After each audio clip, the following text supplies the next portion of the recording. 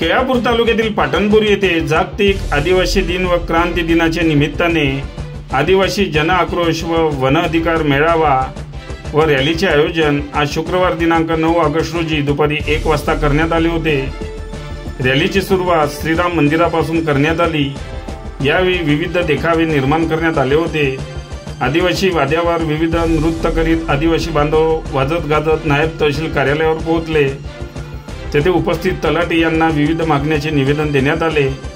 तलाठी यांना निवेदन देऊन सदर रॅली कालिका मंदिर सभागृहात पोहोचली। तेथे मोर्चाचे रूपांतर सभेत झाले। आदिवासी समाजाचे दैवत क्रांतीसूर्य बिरसा मुंडा यांच्या प्रतिमेला पूजन करून कार्यक्रमाची सुरुवात करण्यात आली। दिवंगत कम्युनिस्ट शंकरराव दानव व गोविंदराव श्रीराम यांच्या प्रतिमेला माल्यार्पण करण्यात आले।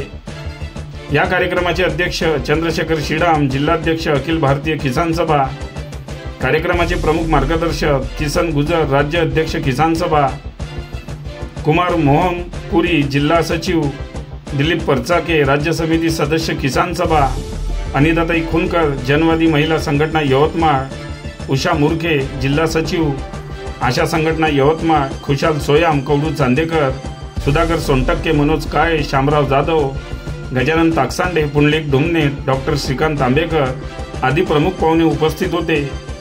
दिलीप परचाके यांनी प्रास्ताविक केले। किसन गुजर यांनी उपस्थित सर्वांना जमीन कायद्याबाबत मार्गदर्शन केले।